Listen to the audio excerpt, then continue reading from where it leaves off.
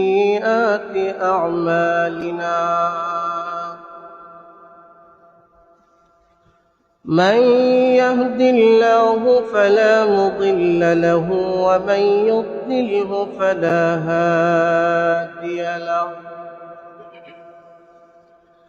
ونشهد أن لا إله إلا الله وحده لا شريك له ونشهد أن سيدنا وسندنا وحبيبنا ومولانا محمدا عبده ورسوله أرسله بالحق بشيرا ونذيرا وداعيا إلى الله بإذنه وسراجا منيرا أما بعد فأعوذ بالله من الشيطان الرجيم بسم الله الرحمن الرحيم وقضى ربك ألا تعبدوا إلا بالوالدين إحسانا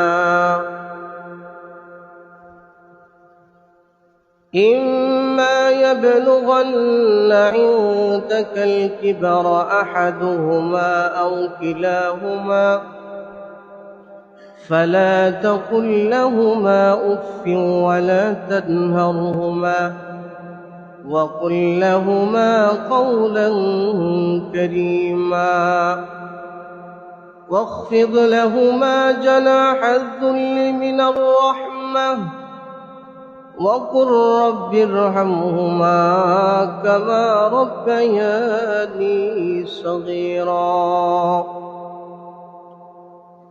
وقال رسول الله صلى الله عليه وسلم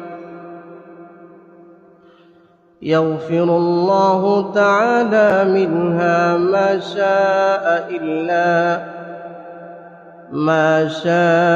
إلا أو كما قال عليه الصلاة والسلام إن الله وملائكته يصلون على النبي يا أيها الذين آمنوا صلوا عليه وسلموا تسليما اللهم صل على سيدنا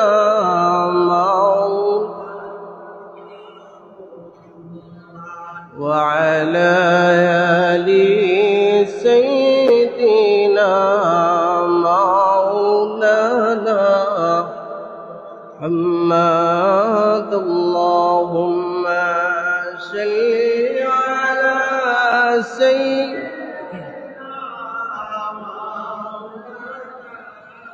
محمد وعلى آل سيدنا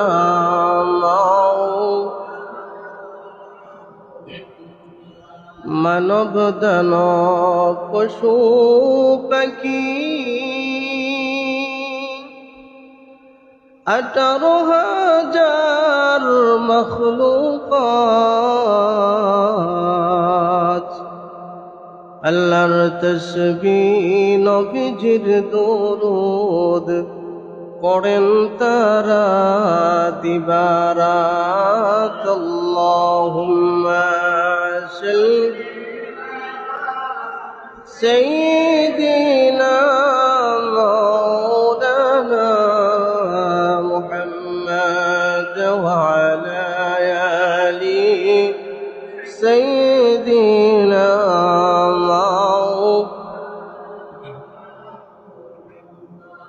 দিবানিশি মনরে আমার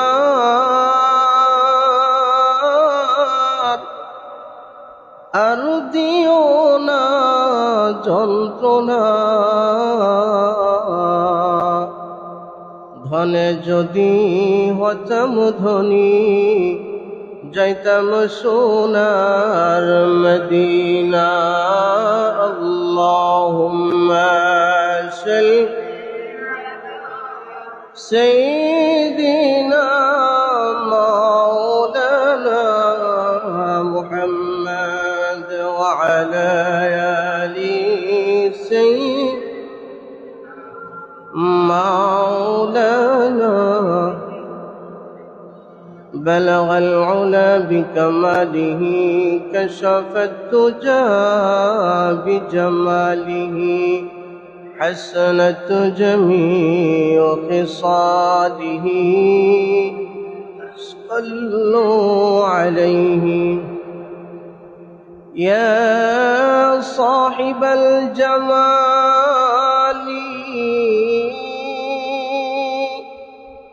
ويا سيد البشر من وجهك المنير لقد نور القمر بلغ العلا بكماله كشف الدجى بجماله حسنت جميع خصاله صلوا عليه محمد نے آकर کفر کو مٹایا کفر کو مٹا کر صداقت بلایا لا الہ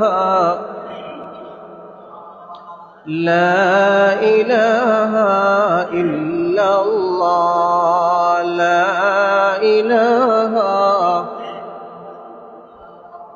لا إله إلا الله لا إله سبحان الله الحمد لله لا إله إلا الله سبحان الله الحمد لله لا إله إلا الله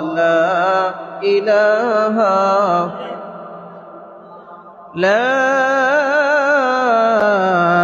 إله إلا الله محمد رسول الله صلى الله عليه وسلم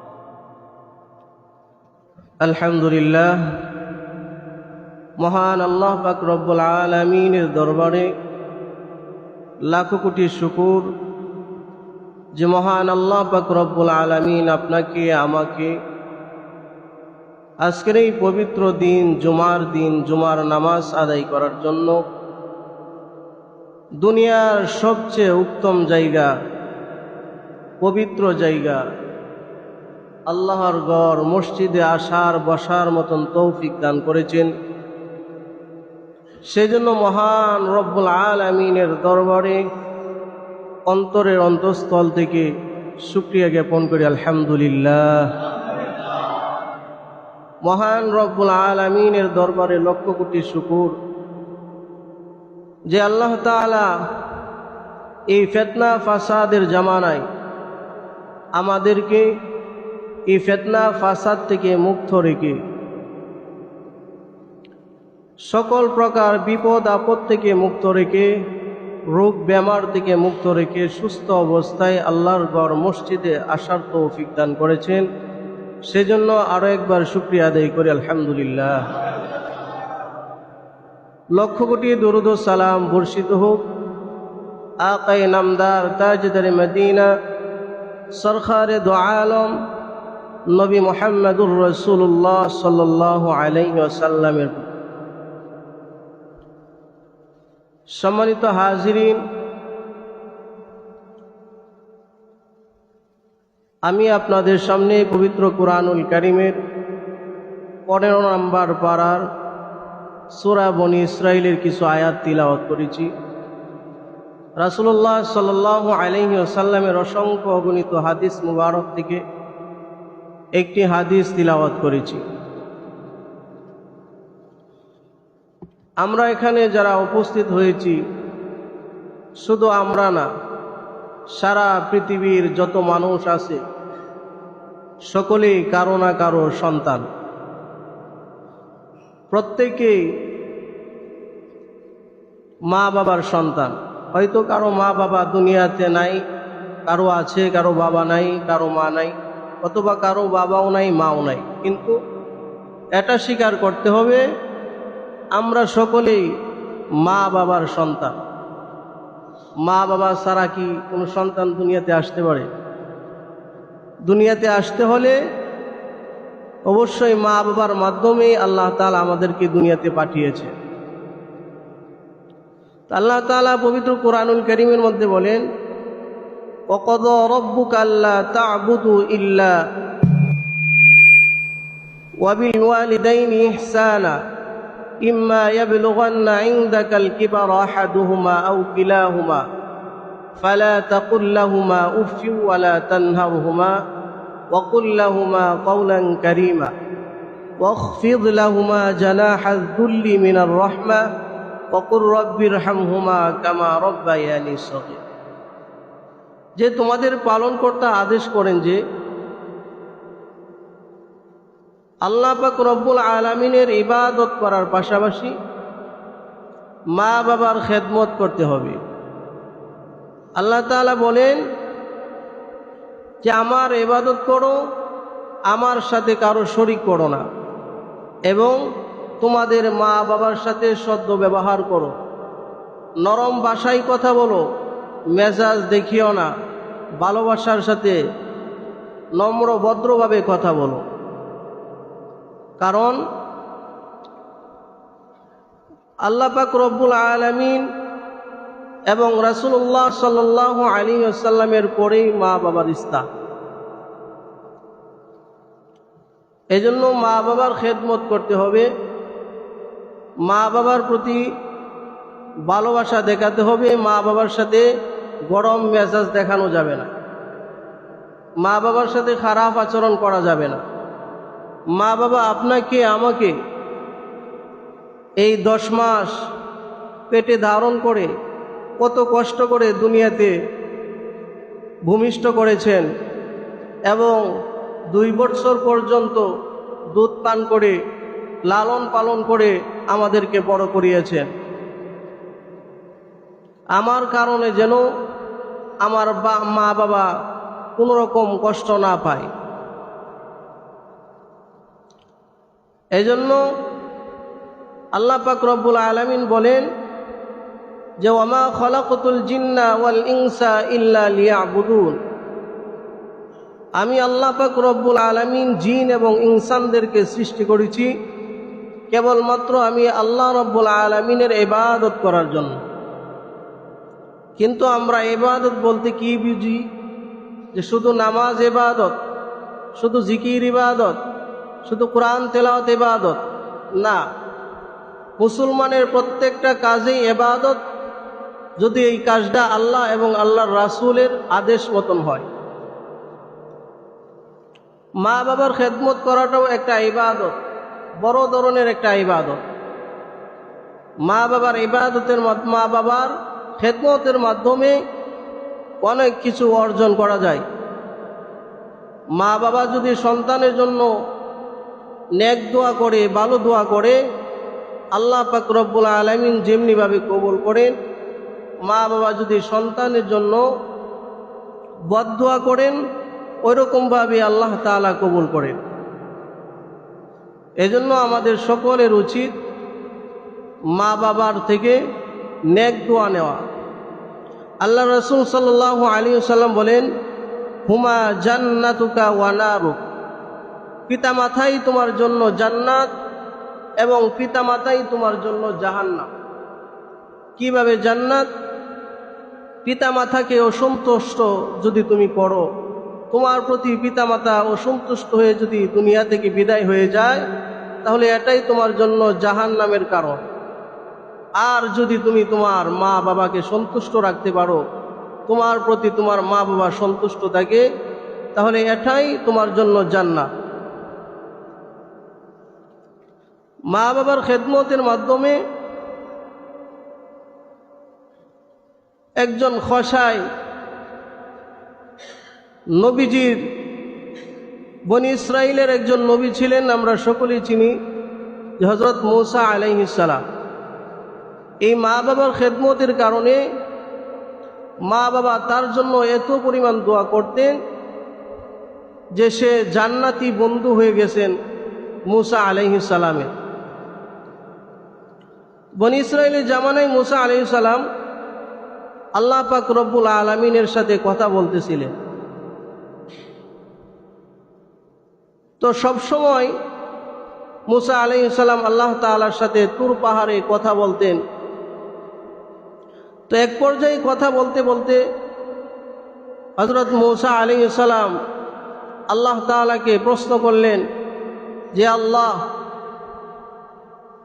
কিয়ামতের পর যখন হাসর নাসর শুরু হবে, বিচার আচার শুরু হবে, যখন আমি জান্নাতে যাব, জান্নাতে যাওয়ার সময় আমার বন্ধু কে হবে? তখন আল্লাহ তাআলা বলেন, জান্নাতের মধ্যে তোমার বন্ধু হবে একজন খসাই। মূসা আলাইহিস সালাম আশ্চর্য হয়ে গেলেন, কি ব্যাপার?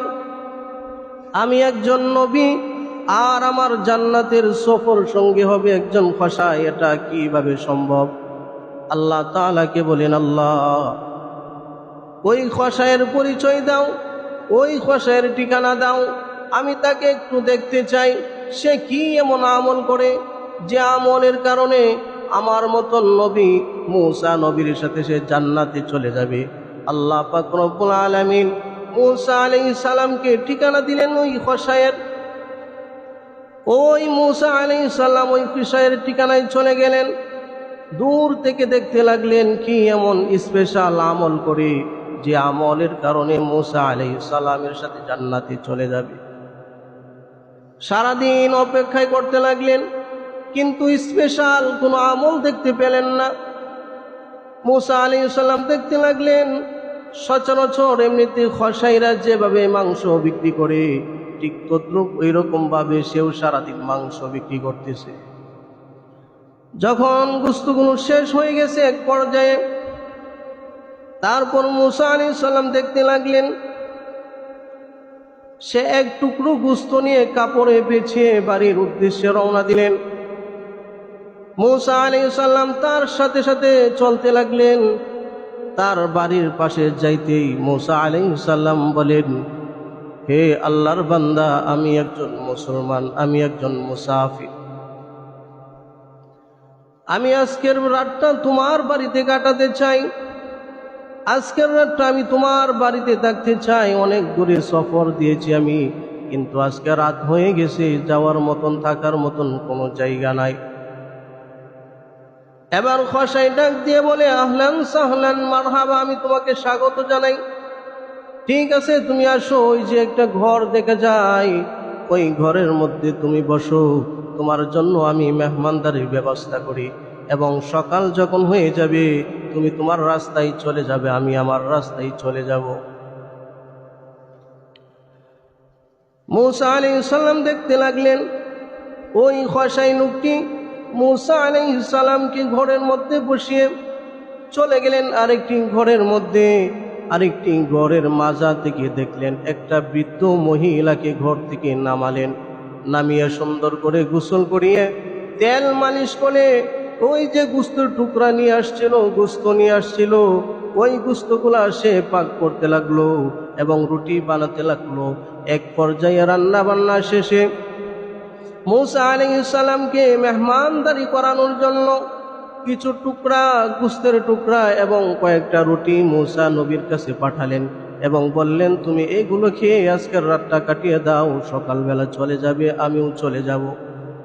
মূসা আলাইহিস সালাম তো খাবারের জন্য আসে নাই, থাকার জন্য আসে নাই, এসেছেন কি এমন স্পেশাল আমল করে যে স্পেশাল আমলের কারণে মূসা নবীর সাথে জান্নাতে চলে যাবে। এখন পর্যন্ত ওই রকম কোনো স্পেশাল আমল দেখতে পেলেন না।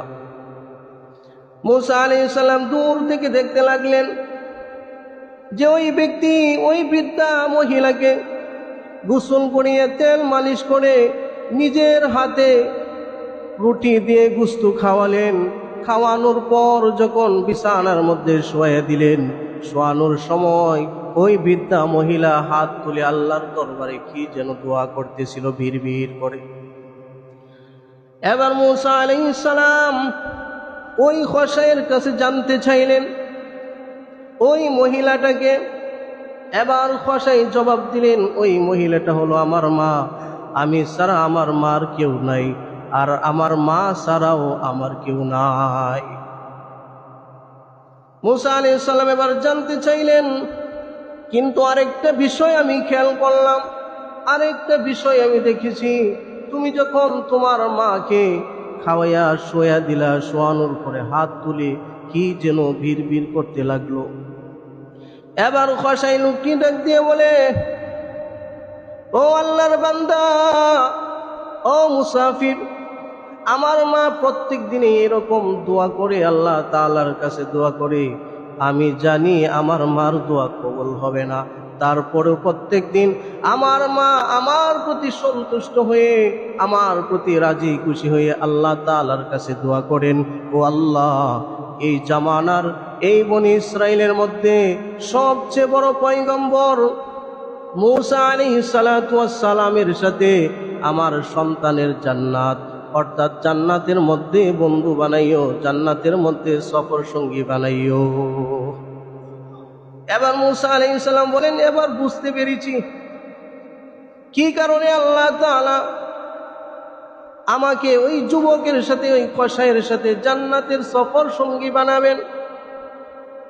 এবার মূসা আলাইহিস সালাম তার পরিচয় এখন পর্যন্ত দেয় নাই, ওই খোসাই লোকটিও জানতে পারে নাই, ওই বৃদ্ধা মহিলাও জানে না যে ইনি মূসা। এবার মূসা আলাইহিস সালাম জিজ্ঞাসা করলেন, তোমার মা যে প্রত্যেক দিন এই দোয়া করে, তোমার মার দোয়া কি আল্লাহ কবুল করবেন কিনা জানো? বলে, না না, এটা তো পশ্চিমকালেও সম্ভব না, কারণ তিনি তো সাধারণ লোক না, তিনি হলেন একজন নবী, আর আমি হলাম একজন সাধারণ কসাই। এবার মূসা আলাইহিস সালাম বলেন, তোমার দোয়া আল্লাহ পাক রব্বুল আলামিন, তোমার মায়ের দোয়া আল্লাহ তাআলা কবুল করেছেন, তোমার মায়ের দোয়া আল্লাহ তাআলা কবুল করেছেন। তোমার মা যে তোমার প্রতি রাজি খুশি হয়েছেন, তুমি যে তোমার মার এত খেদমত করো, তোমার মা তোমার প্রতি এত সন্তুষ্ট হয়েছেন, যে সন্তুষ্ট হয়ে আল্লাহ তাআলার কাছে দোয়া করেছেন পয়গম্বর মূসা নবীর সাথে তোমাকে জান্নাতে যাওয়ার, আল্লাহ তাআলা দোয়া কবুল করেছেন, আমি সেই মূসা নবী। সুবহানাল্লাহ। এবার আশ্চর্য হয়ে গেলেন যুবক, যে মূসা নবী, যে নবীর জন্য দোয়া করতো আমার মা, সেই নবী আমার বাড়িতে হাজির উপস্থিত। এটার মাধ্যমে কি বোঝা গেল? যে মা বাবা যদি সন্তানের জন্য দোয়া করে, তাহলে এই দোয়াটা কি বিফলে যাবে? বিফলে যাবে? বিফলে যাবে না। আপনার ব্যবসা বাণিজ্যের মধ্যে বরকত হয় না, ব্যবসা বাণিজ্যের সমস্যা, চাকরির সমস্যা, আপনি আপনার মার কাছে দোয়া চান, মা যদি খাস দিলে দোয়া করে, আপনার ব্যবসা বাণিজ্যের মধ্যে সফলতা অর্জন করতে পারবেন, চাকরির মধ্যে সফলতা অর্জন করতে পারবেন। কিন্তু আমরা তো মা বাবার খোঁজ খবরই নেই না, মা বাবার খোঁজ খবর নেই না। মা বাবা এক দেশে, আমরা থাকি আরেক দেশে। বছর যায়, মাস যায়, মা কি খাইছে না খায় নাই, অসুস্থ হয়েছে ওষুধ আনছে কি আনে নাই, এটার খোঁজ খবর নেই না। এই যে আমরা মা বাবার খোঁজ খবর নেই না, তো মা বাবা কি আমাদের প্রতি সন্তুষ্ট নাকি অসন্তুষ্ট? অসন্তুষ্ট। কিন্তু প্রকৃতপক্ষে মা মুখ দিয়ে বলতে পারে না, কিন্তু মনে মনে কষ্ট, যে সন্তানটাকে এত বড় করেছি, লালন পালন করেছি, আর সন্তান বিবাহ করেছে, বড় বড় চাকরি করে, কিন্তু আজকে আমার কোনো খোঁজখবর নেয় না। এরকমও দেখা যায় কোটি কোটি টাকার মালিক, কিন্তু তার মা বাবাকে রেখেছে বৃদ্ধাশ্রম। আছে কি নাই? আছে। ওই যে সন্তানকে কষ্ট করে লালন পালন করেছে, আর ওই সন্তান বড় হয়ে অনেক টাকা পয়সার মালিক হয়েছে, ধন সম্পদের মালিক হয়েছে, কিন্তু মা বাবাকে রেখে এসেছে বৃদ্ধাশ্রমে। কিছু কিছু কারণ হতে পারে বউ, কিছু কিছু কারণ হতে পারে কি বউ, নিজের বউ। অনেক সময় দেখা যায় যে মা বাবাকে একসাথে রাখলে বউর পছন্দ হয় না, বউ এটা সহ্য করতে পারে না। কিন্তু এরকম তো করা যাবে না। আল্লাহ তাআলা আদেশ করেছেন মা বাবার খেদমত করার জন্য, মা বাবার সন্তুষ্ট অর্জন করার জন্য। দুনিয়াতে থাকতে যদি সন্তুষ্ট অর্জন করতে না পারি, আমার প্রতি যদি অসন্তুষ্ট হয়ে মা মারা যায়, তাহলে আমার মতন কপাল পোড়াই দুনিয়ার জমির আর কেউ নাই। যার মা নাই সে বুঝে মার কদর, যার বাবা নাই সে বুঝে বাবার কদর। যখন মা বাবার কবরের পাশে দাঁড়িয়ে দোয়া করে চোখ দিয়ে পানি ফেলতে থাকে, তখন বুঝে হাই রে, মা বাবা যদি দুনিয়াতে বেঁচে থাকতো আজকে, তাহলে মা বাবার দোয়া নিয়ে চলতে পারতাম। কিন্তু আজকে তো মা বাবা নাই, হাজার কান্নাকাটি করলেও আর ফিরে আসবে না। যার মা বাবা দুনিয়া ছেড়ে চলে গেছে, হাজার বার কেন কিয়ামত পর্যন্ত চেষ্টা করলেও কি মা বাবা ফিরে আসবে? আর ফিরে আসবে না। এই জন্য মা বাবা থাকতে মা বাবার কদর করতে হবে, মা বাবার সন্তুষ্টি অর্জন করতে হবে। মা বাবা একটা কথা একবার দ্বিতীয়বার বললেই সন্তানের মেজাজ গরম হয়ে যায়, বারবার একটা কথা বলা লাগে। কিন্তু বউয়ে যখন একটা কথা 10 বার বলে, তখন আর মেজাজ গরম দেখাইতে পারে না, তখন আর মেজাজ গরম হয় না। এই জন্য আমাদের উচিত হলো মা বাবার খেদমত করে মা বাবার সন্তুষ্টি অর্জন করা। এই যে দোয়ার মাধ্যমে খসাই হয়ে গেছেন একজন নবীর জান্নাতের সফর সঙ্গী, এবং এই দোয়ার মাধ্যমে একজন সাহাবী, নবীজির একজন সাহাবী, যে সাহাবীর প্রতি আল্লাহ রব্বুল আলামিন বলেন রাদিয়াল্লাহু আনহুম ওয়া রাদু আন, যে আল্লাহ পাক রব্বুল আলামিন ওই সাহাবীদের প্রতি সন্তুষ্ট, সাহাবীরাও আল্লাহ পাক রব্বুল আলামিনের উপর সন্তুষ্ট। তো মদিনা শহরে নবীজির একজন আনসার সাহাবী ছিল, ওই সাহাবীর নাম হলো হযরত আলকামা রাদিয়াল্লাহু তাআলা আনহু। বিশিষ্ট একজন সাহাবী, যে সাহাবী অনেক ইবাদত বন্দেগী করত, বেশি বেশি দান সদকা করত, জিকির আসার করত, প্রত্যেক দিন রোজা রাখত, নফল রোজা। হযরত আলকামা রাদিয়াল্লাহু তাআলা আনহু একদিন গুরুতর অসুস্থ হয়ে পড়লেন। তার স্ত্রী নবীজির দরবারে খবর পাঠালেন, ইয়া রাসূলুল্লাহ, ইয়া হাবিবাল্লাহ, আপনার বিশিষ্ট আনসার সাহাবী হযরত আলকামা রাদিয়াল্লাহু তাআলা আনহু গুরুতর অসুস্থ হয়ে পড়ছেন, মৃত্যু শয্যায় শায়িত, সাকরাত শুরু হয়ে গেছে। কিন্তু কোনোভাবে তার জবান দ্বারা কালিমা উচ্চারণ হচ্ছিল না, তার জবান নড়াচড়া করতে পারতেছিল না। নবীজির কাছে সংবাদ পাঠানোর পর নবীজি হযরত বেলাল রাদিয়াল্লাহু তাআলা আনহু, হযরত সুহাইব রাদিয়াল্লাহু তাআলা আনহু সহ আরো কয়েকজন সাহাবীকে ডাক দিলেন এবং বললেন, যাও তোমরা আলকামার বাসায় গিয়ে আলকামার চতুর্পাশে বসে কালিমার তালকিন করতে থাকো। বেলাল রাদিয়াল্লাহু তাআলা আনহু কয়েকজন সাহাবীকে নিয়ে আলকামার বাড়িতে চলে গেলেন। আলকামার চতুর্পাশে বসে আলকামাকে কালিমার তালকিন করতে থাকলেন।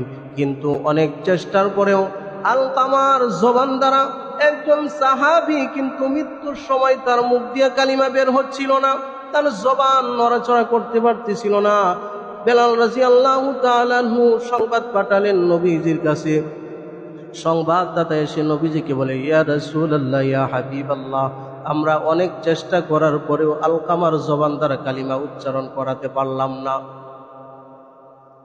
নবীজি সাল্লাল্লাহু আলাইহি ওয়াসাল্লাম বলেন, তুমি কি জানো আলকামার মা বাবা বেঁচে আছে কিনা?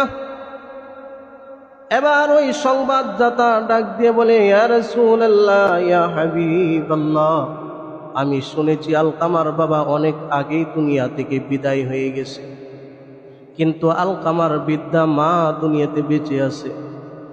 এবার নবীজি সাল্লাল্লাহু আলাইহি ওয়াসাল্লাম সংবাদ পাঠালেন যে যাও, তুমি গিয়ে আলকামার মাকে গিয়ে বলো আমার কথা।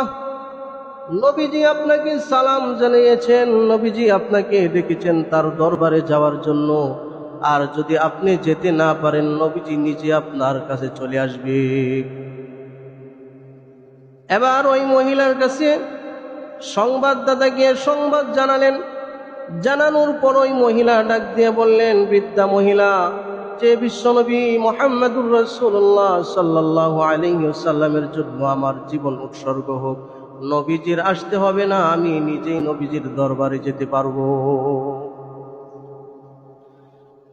এবার ওই বৃদ্ধা মহিলা লাঠির উপর বর করে আস্তে আস্তে নবীজির দরবারে গিয়ে পৌঁছলেন। নবীজির দরবারে পৌঁছার পর নবীজি বলতেছিলেন, আপনি কি আলকামার মা? এবার ওই বৃদ্ধা মহিলা বলে, জি আমি আলকামার মা।